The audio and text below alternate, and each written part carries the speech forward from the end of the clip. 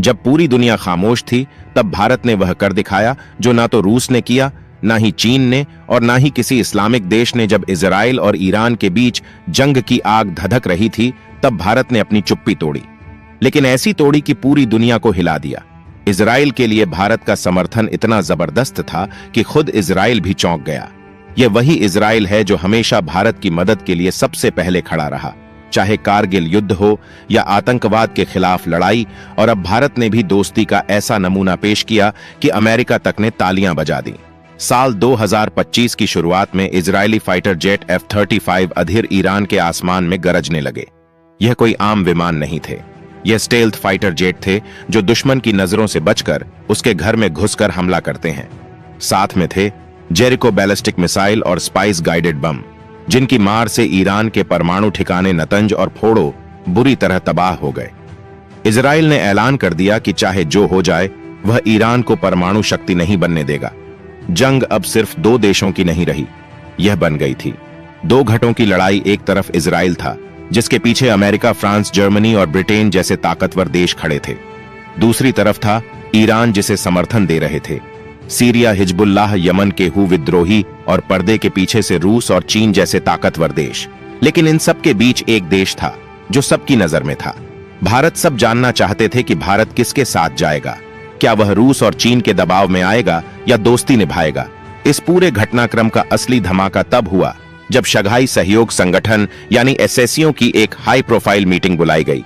इसमें चीन, रूस, पाकिस्तान, ईरान जैसे देश मौजूद थे और भारत भी एक महत्वपूर्ण सदस्य था।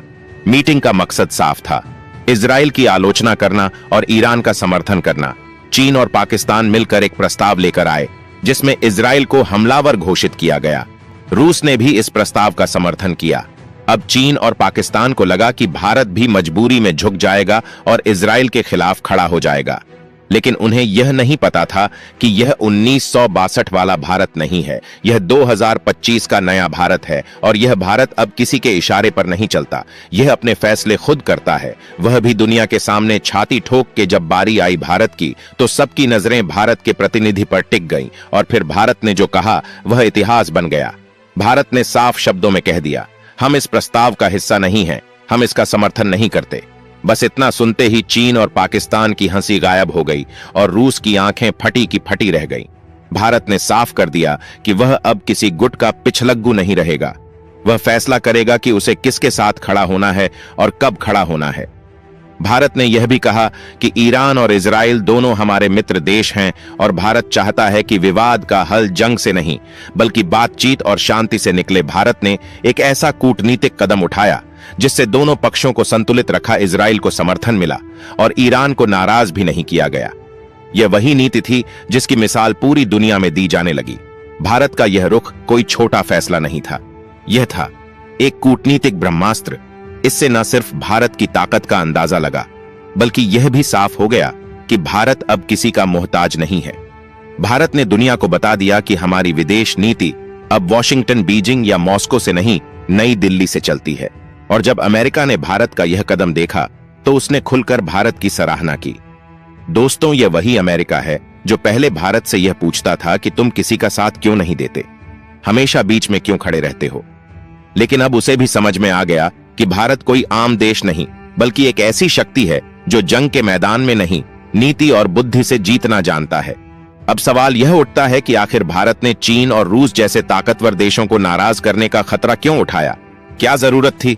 इजराइल का खुलकर साथ देने की जवाब सीधा है, यह कोई आज की दोस्ती नहीं है, यह रिश्ता बरसों पुराना है। इसकी जड़ें इतनी गहरी हैं कि उसे हिलाना किसी तूफान के बस की बात नहीं। यह सिर्फ दो देशों का समझौता नहीं, यह है भरोसे, बलिदान और एहसान का रिश्ता। और इस रिश्ते की सबसे बड़ी मिसाल है ऑपरेशन सिंदूर। इस ऑपरेशन का नाम सुनते ही दुश्मनों की रूह कांप जाती है। यह वही मिशन था जब भारत ने पाकिस्तान के कब्जे वाले कश्मीर में मौजूद कुछ बेहद खतरनाक और गोपनीय ठिकानों को चुन कर तबाह कर दिया। यह वो जगहें थीं जहां से भारत के खिलाफ बड़ी साजिशें रची जा रही थीं। लेकिन दिक्कत यह थी कि यह सारे ठिकाने पहाड़ों के पीछे, गुफाओं के अंदर और दुर्गम इलाकों में छिपे हुए थे। भारत को ऐसे हथियारों की जरूरत थी जो दुश्मन के बंकरों को भी भेद सकें। वह भी बिना जमीन पर कदम रखे। भारत ने कई देशों से मदद मांगी, लेकिन सब ने मुंह फेर लिया। जैसे उन्हें हमारी परवाह ही ना हो। अमेरिका, फ्रांस, जर्मनी किसी ने भी पाकिस्तान के डर से भारत की मदद नहीं की, लेकिन तभी एक देश आगे आया और वह था इजराइल, दुनिया का अकेला ऐसा देश जो बिना शर्त भारत के साथ खड़ा हो गया। और सिर्फ बोलचाल से नहीं, इजराइल ने अपने सबसे खतरनाक और आधुनिक हथियार भारत को दे दिए। स्पाइस 2000 यानी स्पाइस 2000 गाइडेड बम। ये बम न केवल सैटेलाइट से निर्देशित होते हैं, बल्कि इलेक्ट्रो ऑप्टिकल गाइडेंस से भी दुश्मन के सबसे गुप्त बंकरों को भेजते हैं और 100% सटीकता से हमला करते हैं। इजराइल ने सिर्फ हथियार ही नहीं दिए, बल्कि अपने सैटेलाइट से मिली खुफिया जानकारी भी भारत के साथ साझा की। यानी लक्ष्य कहां है, कैसे हमला करना है, सारी जानकारी भारत को मिली और फिर भारतीय वायुसेना ने वह कर दिखाया जिसकी दुश्मनों को सपने में भी उम्मीद नहीं थी। ऑपरेशन सिंदूर पूरी तरह सफल रहा और भारत ने दुश्मनों को उनके घर में घुसकर मारा। उस दिन इजराइल ने दोस्ती की मिसाल कायम की और भारत ने उसी दोस्ती को कभी नहीं भुलाया। लेकिन यह रिश्ता सिर्फ ऑपरेशन सिंदूर तक नहीं रुका। कारगिल युद्ध याद है आपको, जब पाकिस्तानी घुसपैठिए टाइगर हिल जैसे ऊंचे इलाकों पर कब्जा जमाए बैठे थे, तब भारत को लेजर गाइडेड बमों की जरूरत थी। अमेरिका जैसे देश पीछे हट गए, लेकिन इजराइल वहीं था जो फिर से साथ आया। उसने न सिर्फ लेजर गाइडेड बम दिए, बल्कि मानव रहित टोही विमान भी दिए, जिससे भारतीय मिराज 2000 लड़ाकू विमानों ने पहाड़ों में बैठे दुश्मनों को चीर कर रख दिया। इजराइल ने भारत को बराक 1 मिसाइल डिफेंस सिस्टम भी दिया, जो आज हमारे नौसैनिक जहाजों की ढाल बना हुआ है और फिर आगे चलकर भारत और इजराइल ने मिलकर बनाया। बराक 8 मिसाइल सिस्टम, जिसे LRSAM भी कहा जाता है, यह एयर डिफेंस सिस्टम दुनिया के सबसे घातक सिस्टम्स में गिना जाता है, जो दुश्मन के लड़ाकू विमान, ड्रोन या मिसाइल को 70 किलोमीटर दूर से ही तबाह कर सकता है। केवल हथियारों तक सीमित नहीं है। अब भारत और इजराइल मिलकर मेक इन इंडिया और मेक विद इंडिया की भावना पर काम कर रहे हैं। आर्टिफिशियल इंटेलिजेंस, साइबर सुरक्षा, एडवांस ड्रोन तकनीक, इन सभी क्षेत्रों में दोनों देश कंधे से कंधा मिलाकर चल रहे हैं। और इसीलिए जब SCO जैसे मंच पर इजराइल को अकेला करने की कोशिश हुई, तो भारत ने सिर्फ बयान नहीं दिया, भारत ने अपना कर्तव्य निभाया, दोस्ती का फर्ज अदा किया। भारत ने पूरी दुनिया को यह दिखा दिया कि जो देश हमारे मुश्किल समय में हमारे साथ खड़ा था, हम उसे उसके बुरे समय में अकेला नहीं छोड़ेंगे।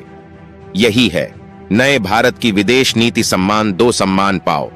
भारत ने साबित कर दिया कि वह एक भरोसेमंद दोस्त है और एक ऐसा ताकतवर राष्ट्र है जो अपने फैसले खुद लेना जानता है, न कि किसी के दबाव में। भारत ने यह भी दिखा दिया कि वह रूस का दोस्त जरूर है, लेकिन इसका मतलब यह नहीं कि हर बार रूस की हां में हां मिलाएगा।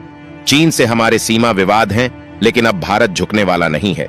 यह भारत अब अपनी नीतियां नापतोल कर तय करता है, वह भी राष्ट्रहित में। तो दोस्तों, यही है वह कहानी जो दिखाती है कि भारत और इजराइल का रिश्ता कोई मामूली संबंध नहीं है।